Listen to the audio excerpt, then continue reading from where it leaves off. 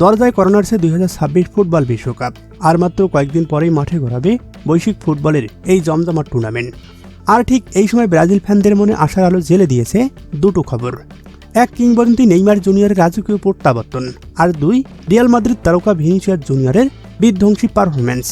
কিন্তু প্রশ্ন হলো, এই দুই অস্ত্র কি পারবে কার্লো আনচেলত্তির ব্রাজিলকে বহুল কাঙ্ক্ষিত হেক্সা এনে দিতে? জানতে হলে পুরো ভিডিওটি শেষ পর্যন্ত দেখুন।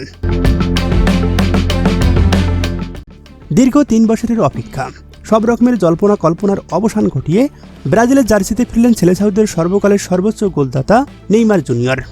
34 বছর বয়সে এই জাদুঘরের এটাই হয়তো হতে যাচ্ছে ক্যারিয়ারের শেষ বিশ্বকাপ। ইনজুরি আর অফ ফর্মের কারণে অনেকে হয়তো ভেবেছিলেন নেইমারের গল্পটা বুঝি এখানেই শেষ। কিন্তু না, কোচ কার্লো আনচেলত্তির স্কোয়াডে নেইমারের অন্তর্ভুক্তি প্রমাণ করে দলের সবচেয়ে অভিজ্ঞ এবং ক্রিয়েটিভ প্লেয়ারের ওপর এখনও কতটা ভরসা রাখছে ব্রাজিল। মাঠে নেইমারের উপস্থিতি মানেই প্রতিপক্ষ ডিফেন্সে কাঁপুনি, আর তরুণ তুর্কিদের জন্য এক বিশাল মেন্টাল সাপোর্ট। তবে নেইমার যদি হন এই দলের মস্তিষ্ক, তবে তরবারিকে তিনি আর কেউ নন, ভিনিসিয়াস জুনিয়র। ক্লাব ফুটবলে গত কয়েক মৌসুম ধরে ভিনি যা খেলছেন তা এক কথায় অবিশ্বাস্য। রিয়াল মাদ্রিদের হয়ে প্রতিপক্ষের ডিফেন্সকে একাই ছাতু করে দেওয়া ভিনিসিয়াস এখন ব্যালন ডি'অরের অন্যতম দাবিদার। শুধু ভিনিসিয়াস একা নন, আক্রমণ ভাগে তার সঙ্গী আছেন বার্সেলোনার রাফিনহা আর ব্রাজিলের নতুন সেনসেশন বিস্ময় বালক এনরিক।